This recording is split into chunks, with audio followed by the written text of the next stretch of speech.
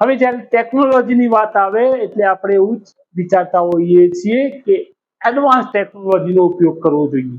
Advance ટેકનોલોજીનો ઉપયોગ કરીશું તો જ કંપની મહાન બની શકશે.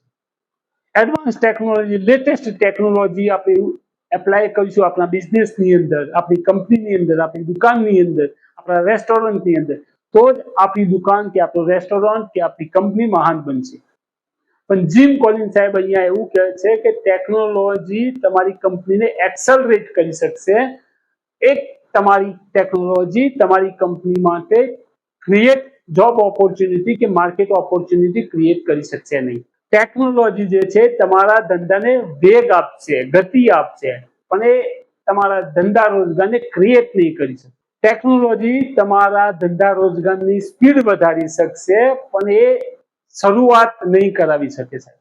હા, જીમ કોલિન્સ સાહેબ અહીંયા સ્પષ્ટ કહે છે, એમના રિસર્ચ ઉપરથી કન્ક્લુઝન એવું કહે છે કે ટેકનોલોજી જે છે, તમે લેટેસ્ટ ટેકનોલોજીની વાત કરો છો કે કોઈ પણ એડવાન્સ ટેકનોલોજી જો તમારા ધંધામાં એપ્લાય કરશો તો તમારા ધંધા રોજગારને, તમારી દુકાનને, તમારી રેસ્ટોરન્ટને કે તમારા ઓર્ગેનાઇઝેશનને એક્સલરેશન મળશે, ગતિ મળશે, પ્રવેગ મળશે, પણ એ ટેકનોલોજી ધંધા રોજગાર ક્રિએટ નહીં કરી શકે. એક એક્ઝામ્પલ સાથે આને રિલેટ કરીશું કે માની લો કે સિટીની અંદર, શહેરની અંદર તમારી ફાસ્ટ ફૂડની દુકાન છે અને જેમ અગાઉ કહ્યું એમ પ્રમાણે તમારી દાબેલીનો ટેસ્ટ, તમે જે દાબેલી બનાવો છો એ દાબેલીનો ટેસ્ટ તમારા આખા શહેરમાં પ્રખ્યાત છે. લોકો દૂર દૂરથી એ દાબેલીનો ટેસ્ટ લેવા એટલે કે દાબેલી ખાવા માટે તમારી દુકાનમાં આવતા હોય છે. દાબેલીની સાથે સાથે તમે બીજી પણ પ્રોડક્ટ વેચો છો, બર્ગર પણ વેચો છો, સેન્ડવિચ પણ બનાવો છો, વડાપાવ પણ બનાવો છો અને ઘણી બધી બીજી પણ આઈટમો તમે વેચો છો. પણ દાબેલી તમારા જેવી આખા શહેરમાં બીજું કોઈ નથી બનાવતું. તમે જે દાબેલી બનાવો છો એ દાબેલી આખા શહેરમાં પ્રખ્યાત છે. હવે આ કેસની અંદર તમે ટેકનોલોજી ઉપયોગ કરવા માંગો છો અને તમે તમારા બિઝનેસને ઓનલાઈન મોડમાં લઈ જવા માંગો છો, જેથી લોકો ઓનલાઈન પણ ઓર્ડર કરી શકે અને તમે તમારી દાબેલીની જે સેલિંગ છે કે બીજી પણ જે પ્રોડક્ટ છે એનું સેલિંગ વધારી શકો. તમને ખબર છે કે તમારી દાબેલીનો ટેસ્ટ જોરદાર છે, આખા શહેરમાં પ્રખ્યાત છે, ફેમસ છે, એટલે લોકો દૂર દૂરથી અહીંયા આવે છે. તો હું ઈચ્છું એટલે કે તમે ઈચ્છો કે તમારી દાબેલી તમે ઓનલાઈન મોડમાં સેલિંગ કરો, ઓનલાઈન એપ્લિકેશન બનાવો જેનાથી તમે લોકો ઘરે બેઠા બેઠા ઓર્ડર કરી શકે અને તમે તમારી દાબેલીનું સેલિંગ કરી શકો. તો આ કેસમાં તમે ટેકનોલોજીનો ઉપયોગ કરવા માંગો છો, એને એપ્લિકેશન બનાવી અને ઓનલાઈન મોડમાં પણ લઈ ગયા. તમે ઓનલાઈન ઓર્ડર પણ રિસીવ કરો છો અને સેલિંગ પણ કરો છો અને ડિલિવરી પણ ટાઈમસર કરી આપો છો.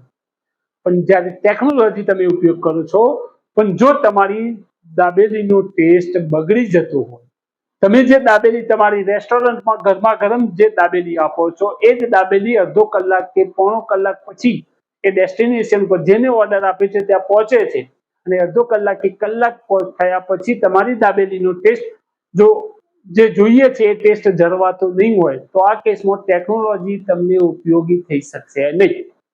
આ કેસની અંદર ટેકનોલોજી તમારા માટે કોઈ પણ પ્રોફિટ વધારી શકશે નહીં, તમારું સેલિંગ વધી શકશે નહીં.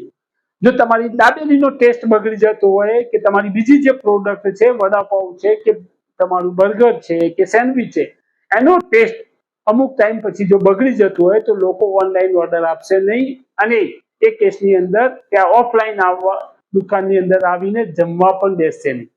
લોકો દૂર દૂરથી જે પહેલા આવતા હતા એ પણ અહીંયા કેસમાં તમારે ત્યાં આવશે નહીં. કહેવાનો મતલબ કે ટેકનોલોજી તમારા બિઝનેસને એક્સલરેટ કરી શકશે પણ એ તમારા માટે મોમેન્ટમ ક્રિએટ નહીં કરી શકે, એ તમારા માટે જોબ ઓપોર્ચ્યુનિટી કદાચ ક્રિએટ ન પણ કરી શકે. બીજી બાજુ તમારી દાબેલીનો ટેસ્ટ કે તમારા જે પણ પ્રોડક્ટ છે એનો ટેસ્ટ એના એ જળવાઈ રહે છે, પણ તમે જે ડિલિવરી મેન હાયર કર્યા છે એ માણસો ટાઈમસર રેગ્યુલર ટાઈમ પ્રમાણે જો ડિલિવરી નહીં પહોંચાડે, ડિલિવર નહીં કરે પ્રોડક્ટને, તો એ કેસમાં પણ ટેકનોલોજી તમારા માટે વરદાનરૂપ સાબિત થશે નહીં. તમારી દાબેલીનો ટેસ્ટ એના એ જ છે, તમારી પ્રોડક્ટ પણ એના એ જ છે અને લોકો ઓર્ડર પણ કરે છે, પણ ટાઈમસર ડિલિવર તમારા ડિલિવરી મેન જે છે, તમે જે માણસો હાયર કર્યા છે એ ડિલિવરી મેન ટાઈમસર ડિલિવરી પ્રોડક્ટની નહીં કરે તો એ કેસમાં પણ તમને પ્રોફિટ થવાની જગ્યાએ, ફાયદો થવાની જગ્યાએ નુકસાન થઈ શકે. તમે એવું માનીને બેઠા હોય કે મેં તો ઇન્વેસ્ટમેન્ટ કર્યું છે, મેં તો એપ્લિકેશન બનાવી છે, ઓનલાઈન બોર્ડ માટે મેં માણસો પણ હાયર કર્યા છે અને મહેનત પણ કરે છે, તો મારો સેલિંગ વધવું જોઈએ.